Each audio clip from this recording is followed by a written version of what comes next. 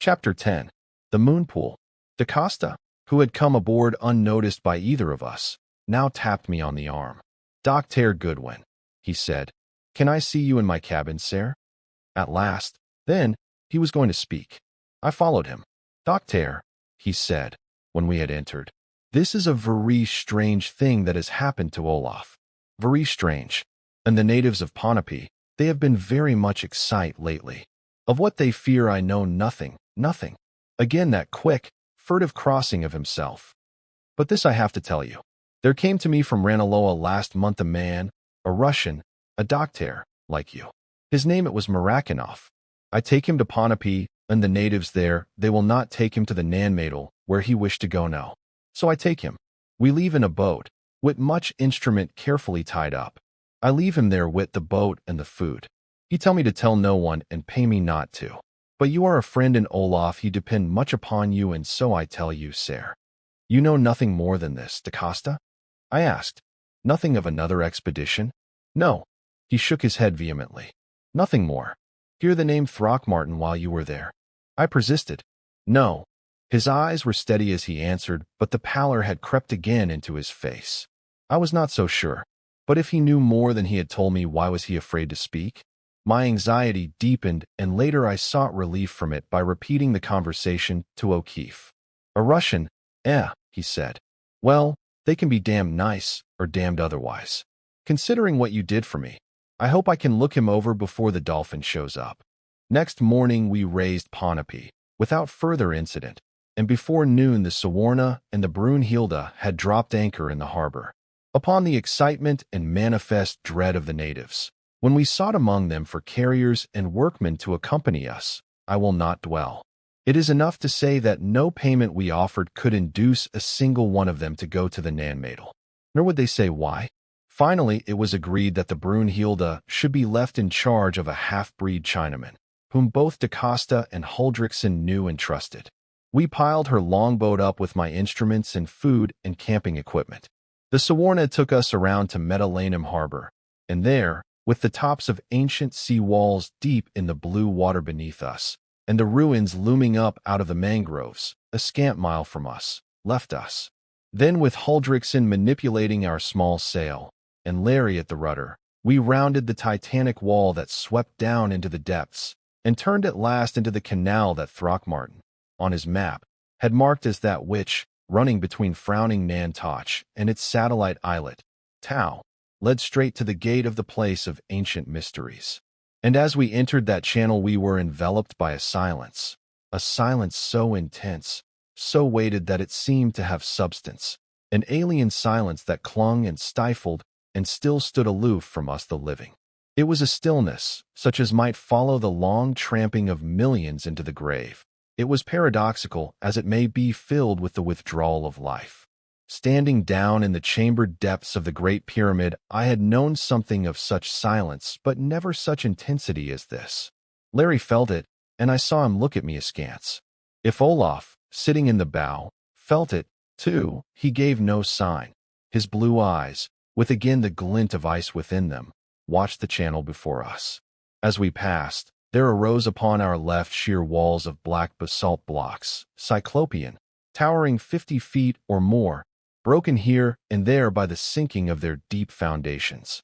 In front of us the mangroves widened out and filled the canal. On our right the lesser walls of Tau, somber blocks smoothed and squared and set with a cold, mathematical nicety that filled me with vague awe, slipped by. Through breaks I caught glimpses of dark ruins and of great fallen stones that seemed to crouch and menace us as we passed. Somewhere there, hidden, were the 7 globes that poured the moon fire down upon the moon pool. Now we were among the mangroves and, sail down, the 3 of us pushed and pulled the boat through their tangled roots and branches. The noise of our passing split the silence like a profanation, and from the ancient bastions came murmurs forbidding, strangely sinister. And now we were through, floating on a little open space of shadow-filled water. Before us lifted the gateway of Nantoch, gigantic, broken, incredibly old, shattered portals through which had passed men and women of Earth's dawn, old with a weight of years that pressed leadenly upon the eyes that looked upon it, and yet was in some curious, indefinable way menacingly defiant. Beyond the gate, back from the portals, stretched a flight of enormous basalt slabs, a giant stairway indeed, and from each side of it marched the high walls that were the dwellers' pathway. None of us spoke as we grounded the boat and dragged it upon a half-submerged pier, and when we did speak it was in whispers. "What next?" asked Larry. "I think we ought to take a look around," I replied in the same low tones. "We'll climb the wall here and take a flash about. The whole place ought to be plain as day from that height." Huldrickson, his blue eyes alert, nodded. With the greatest difficulty, we clambered up the broken blocks. To the east and south of us, set like children's blocks in the midst of the sapphire sea, lay dozens of islets, none of them covering more than 2 square miles of surface, each of them a perfect square or oblong within its protecting walls. On none was there sign of life, save for a few great birds that hovered here and there, and gulls dipping in the blue waves beyond. We turned our gaze down upon the island on which we stood. It was, I estimated, about 3/4 of a mile square. The sea wall enclosed it. It was really an enormous basalt-sided open cube, and within it 2 other open cubes. The enclosure between the first and second wall was stone-paved, with here and there a broken pillar and long stone benches. The hibiscus, the aloe tree, and a number of small shrubs had found place, but seemed only to intensify its stark loneliness. "Wonder where the Russian can be?" asked Larry. I shook my head. There was no sign of life here. Had Marakinov gone, or had the dweller taken him, too? Whatever had happened, there was no trace of him below us or on any of the islets within our range of vision. We scrambled down the side of the gateway. Olaf looked at me wistfully. "We start the search now, Olaf," I said. "And first, O'Keefe, let us see whether the gray stone is really here. After that we will set up camp, and while I unpack, you and Olaf search the island. It won't take long." Larry gave a look at his service automatic and grinned. "Lead on, Macduff," he said. We made our way up the steps, through the outer enclosures, and into the central square. I confess to a fire of scientific curiosity and eagerness tinged with a dread that O'Keefe's analysis might be true. Would we find the moving slab, and, if so, would it be as Throckmorton had described? If so, then even Larry would have to admit that here was something that theories of gases and luminous emanations would not explain, and the first test of the whole amazing story would be passed. But if not, and there before us, the faintest tinge of gray setting it apart from its neighboring blocks of basalt, was the moon door. There was no mistaking it. This was, in very deed, the portal through which Throckmorton had seen pass that gloriously dreadful apparition he called the Dweller. At its base was the curious, seemingly polished cup-like depression within which, my lost friend had told me, the opening door swung. What was that portal more enigmatic than was ever Sphinx? And what lay beyond it?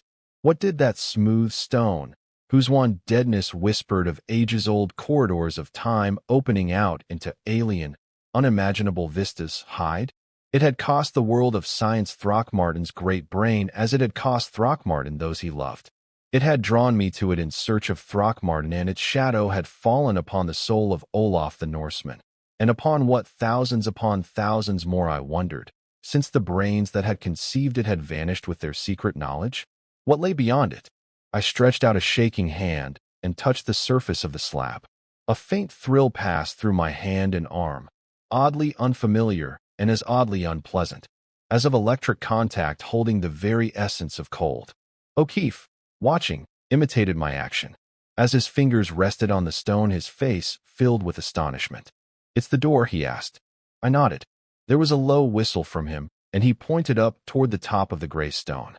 I followed the gesture and saw, above the moon door and on each side of it, 2 gently curving bosses of rock, perhaps a foot in diameter. "The moon door's keys," I said. "It begins to look so," answered Larry. "If we can find them," he added. "There's nothing we can do till moonrise," I replied, "and we've none too much time to prepare as it is. Come." A little later we were beside our boat. We lighted it, set up the tent, and as it was now but a short hour to sundown, I bade them leave me and make their search. They went off together, and I busied myself with opening some of the paraphernalia I had brought with me. First of all, I took out the 2 becquerel ray condensers that I had bought in Sydney. Their lenses would collect and intensify to the fullest extent any light directed upon them.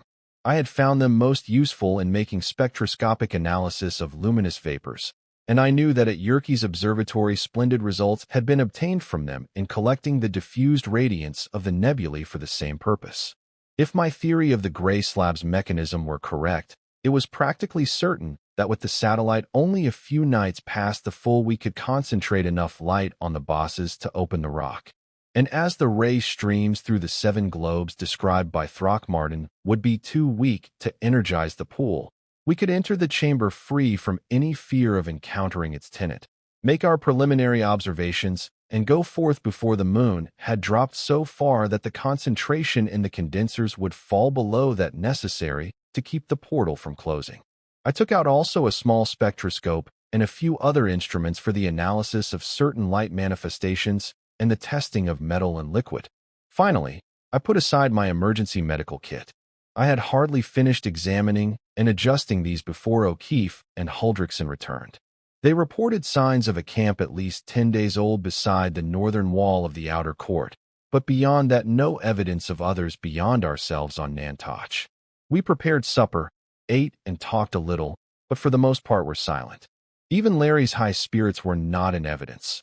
Half a dozen times I saw him take out his automatic and look it over. He was more thoughtful than I had ever seen him. Once he went into the tent, rummaged about a bit, and brought out another revolver which, he said, he had got from DaCosta, and a half-dozen clips of cartridges. He passed the gun over to Olaf. At last a glow in the southeast heralded the rising moon. I picked up my instruments and the medical kit. Larry and Olaf shouldered each a short ladder that was part of my equipment, and, with our electric flashes pointing the way, walked up the great stairs, through the enclosures, and straight to the gray stone. By this time the moon had risen, and its clipped light shone full upon the slab. I saw faint gleams pass over it, as of fleeting phosphorescence, but so faint were they that I could not be sure of the truth of my observation. We set the ladders in place. Olaf I assigned to stand before the door and watch for the first signs of its opening if open it should. The becquerels were set within 3-inch tripods, whose feet I had equipped with vacuum rings to enable them to hold fast to the rock. I scaled one ladder and fastened a condenser over the boss, descended, sent Larry up to watch it, and, ascending the second ladder, rapidly fixed the other in its place. Then, with O'Keefe watchful on his perch, I on mine, and Olaf's eyes fixed upon the moon door, we began our vigil. Suddenly, there was an exclamation from Larry. 7 little lights are beginning to glow on this stone, he cried. But I had already seen those beneath my lens begin to gleam out with a silvery luster. Swiftly the rays within the condenser began to thicken and increase, and as they did so the 7 small circles waxed like stars growing out of the dusk, and with a queer curdled is the best word I can find to define it radiance entirely strange to me. Beneath me I heard a faint, sighing murmur, and then the voice of Huldrickson. It opens, the stone turns. I began to climb down the ladder. Again came Olaf's voice. The stone it is open, and then a shriek, a wail of blended anguish and pity, of rage and despair, and the sound of swift footsteps racing through the wall beneath me. I dropped to the ground. The moon door was wide open, and through it I caught a glimpse of a corridor filled with a faint, pearly vaporous light, like earliest misty dawn. But of Olaf I could see nothing. And even as I stood, gaping, from behind me came the sharp crack of a rifle. The glass of the condenser at Larry's side flew into fragments. He dropped swiftly to the ground. The automatic in his hand flashed once, twice, into the darkness. And the moon door began to pivot slowly back into its place. I rushed toward the turning stone with the wild idea of holding it open. As I thrust my hands against it there came at my back a snarl, and an oath, and Larry staggered under the impact of a body that had flung itself straight at his throat. He reeled at the lip of the shallow cup at the base of the slab, slipped upon its polished curve, fell and rolled with that which had attacked him, kicking and writhing, straight through the narrowing portal into the passage. Forgetting all else, I sprang to his aid. As I leaped, I felt the closing edge of the moon door graze my side. Then, as Larry raised a fist, brought it down upon the temple of the man who had grappled with him, and rose from the twitching body unsteadily to his feet, I heard shuddering past me a mournful whisper, spun about as though some giant's hand had whirled me. The end of the corridor no longer opened out into the moonlit square of ruined Nantoch. It was barred by a solid mass of glimmering stone. The moon door had closed. O'Keefe took a stumbling step toward the barrier behind us. There was no mark of juncture with the shining walls. The slab fitted into the sides as closely as a mosaic. "It's shut all right," said Larry. "But if there's a way in, there's a way out. Anyway, Doc, we're right in the pew we've been heading for, so why worry?" He grinned at me cheerfully. The man on the floor groaned, and he dropped to his knees beside him. "Marakinov," he cried. At my exclamation, he moved aside, turning the face so I could see it. It was clearly Russian, and just as clearly its possessor was one of unusual force and intellect. The strong, massive brow with orbital ridge unusually developed, the dominant, high-bridged nose, the straight lips with their more than suggestion of latent cruelty, and the strong lines of the jaw beneath a black, pointed beard all gave evidence that here was a personality beyond the ordinary. "Couldn't be anybody else," said Larry, breaking in on my thoughts. "He must have been watching us over there from Chowdalar's vault all the time." Swiftly he ran practiced hands over his body, then stood erect, holding out to me two wicked-looking magazine pistols and a knife. "He got one of my bullets through his right forearm, too," he said. "Just a flesh wound, but it made him drop his rifle. Some arsenal, our little Russian scientist, what?" I opened my medical kit. The wound was a slight one, and Larry stood looking on as I bandaged it. "Got another one of those condensers?" he asked suddenly. "And do you suppose Olaf will know enough to use it?" "Larry," I answered, "Olaf's not outside. He's in here somewhere." His jaw dropped. "The hell you say?" he whispered. "Didn't you hear him shriek when the stone opened?" I asked. "I heard him yell, yes," he said, "but I didn't know what was the matter. And then this wildcat jumped me." He paused, and his eyes widened. "Which way did he go?" he asked swiftly. I pointed down the faintly glowing passage. "There's only one way," I said. "Watch that bird close," hissed O'Keefe, pointing to Marakinov, and pistol in hand stretched his long legs and raced away. I looked down at the Russian. His eyes were open, and he reached out a hand to me. I lifted him to his feet. "I have heard," he said. "We follow quick. If you will take my arm, please. I am shaken yet." "Yes." I gripped his shoulder without a word, and the two of us set off down the corridor after O'Keefe. Marakinov was gasping, and his weight pressed upon me heavily, but he moved with all the will and strength that were in him. As we ran, I took hasty note of the tunnel. Its sides were smooth and polished, and the light seemed to come not from their surfaces, but from far within them, giving to the walls an elusive aspect of distance and depth, rendering them in a peculiarly weird way spacious. The passage turned, twisted, ran down, turned again. It came to me that the light that illumined the tunnel was given out by tiny points deep within the stone, sprang from the points ripplingly, and spread upon their polished faces. There was a cry from Larry far ahead. "Olaf!" I gripped Marakinov's arm closer, and we sped on. Now we were coming fast to the end of the passage. Before us was a high arch, and through it I glimpsed a dim, shifting luminosity as of mist filled with rainbows. We reached the portal, and I looked into a chamber that might have been transported from that enchanted palace of the Jinn King that rises beyond the magic mountains of Kaf. Before me stood O'Keefe, and a dozen feet in front of him, Huldriksen, with something clasped tightly in his arms. The Norseman's feet were at the verge of a shining, silvery lip of stone, within whose oval lay a blue pool. And down upon this pool, staring upward like a gigantic eye, fell 7 pillars of phantom light, one of them amethyst, one of rose, another of white, a fourth of blue, and 3 of emerald, of silver, and of amber. They fell each upon the azure surface, and I knew that these were the 7 streams of radiance, within which the dweller took shape now, but pale ghosts of their brilliancy, when the full energy of the moon's stream raced through them.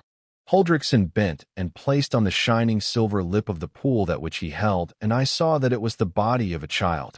He set it there so gently, bent over the side, and thrust a hand down into the water. And as he did so, he moaned and lurched against the little body that lay before him. Instantly the form moved and slipped over the verge into the blue. Huldrickson threw his body over the stone, hands clutching, arms thrust deep down, and from his lips issued a long-drawn, heart-shriveling wail of pain and of anguish that held in it nothing human. Close on its wake came a cry from Marakinov. "Catch him!" shouted the Russian. "Drag him back. Quick!" He leaped forward, but before he could half clear the distance, O'Keefe had leaped too, had caught the Norseman by the shoulders and toppled him backward, where he lay whimpering and sobbing. And as I rushed behind Marakinov, I saw Larry lean over the lip of the pool and cover his eyes with a shaking hand, saw the Russian peer into it with real pity in his cold eyes. Then I stared down myself into the moon pool, and there, sinking, was a little maid whose dead face and fixed, terror-filled eyes looked straight into mine, and ever sinking slowly, slowly vanished. And I knew that this was Olaf's Frida, his beloved inling. But where was the mother, and where had Olaf found his babe? The Russian was first to speak. "You have nitroglycerin there, yes?" he asked, pointing toward my medical kit that I had gripped unconsciously and carried with me during the mad rush down the passage. I nodded and drew it out. "Hypodermic," he ordered next, curtly, took the syringe, filled it accurately with its 1/100th of a grain dosage, and leaned over Huldrickson. He rolled up the sailor's sleeves halfway to the shoulder. The arms were white with somewhat of that weird semi-translucence that I had seen on Throckmorton's breast where a tendril of the Dweller had touched him, and his hands were of the same whiteness like a Baroque pearl. Above the line of white, Marakinov thrust the needle. "He will need all his heart can do," he said to me. Then he reached down into a belt about his waist and drew from it a small, flat flask of what seemed to be lead. He opened it and let a few drops of its contents fall on each arm of the Norwegian. The liquid sparkled and instantly began to spread over the skin much as oil or gasoline dropped on water does, only far more rapidly. And as it spread, it drew a sparkling film over the marbled flesh, and little wisps of vapor rose from it. The Norseman's mighty chest heaved with agony. His hands clenched.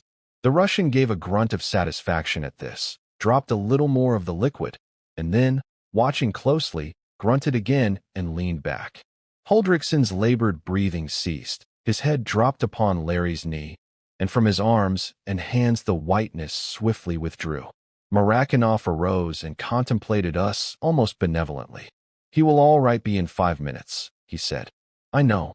I do it to pay for that shot of mine, and also because we will need him. Yes." He turned to Larry. "You have a punch like a mule kick, my young friend," he said. "Sometime you pay me for that, too, eh?" He smiled, and the quality of the grimace was not exactly reassuring. Larry looked him over quizzically. "You're Marakinov, of course," he said. The Russian nodded, betraying no surprise at the recognition. "And you?" he asked.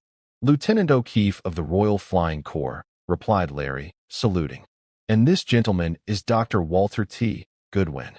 Marakinov's face brightened. "The American botanist?" he queried. I nodded. "Ah," cried Marakinov eagerly, "but this is fortunate. Long I have desired to meet you. Your work, for an American, is most excellent, surprising. But you are wrong in your theory of the development of the angiospermy from Cycadioidea dacatensis. All wrong." I was interrupting him with considerable heat, for my conclusions from the fossil Cycadioidea I knew to be my greatest triumph, when Larry broke in upon me rudely. "Say," he spluttered, "am I crazy or are you? What in damnation kind of a place and time is this to start an argument like that?" "Angiospermy, is it?" exclaimed Larry. "Hell." Marakinov again regarded him with that irritating air of benevolence. "You have not the scientific mind, young friend," he said. "The punch, yes, but so has the mule. You must learn that only the fact is important, not you, not me, not this," he pointed to Huldrickson, "or its sorrows. Only the fact, whatever it is real, yes. But," he turned to me, "another time." Huldrickson interrupted him. The big seaman had risen stiffly to his feet and stood with Larry's arms supporting him. He stretched out his hands to me. "I saw her," he whispered. "I saw mine Frida when the stone swung. She lay there just at my feet. I picked her up and I saw that mine Frida was dead. But I hoped and I thought maybe mine Helma was somewhere here, too. So I ran with mine inling here." His voice broke. "I thought maybe she was not dead," he went on. And I saw that. He pointed to the moon pool, and I thought I would bathe her face and she might live again. And when I dipped my hands within, the life left them, and cold, deadly cold, ran up through them into my heart.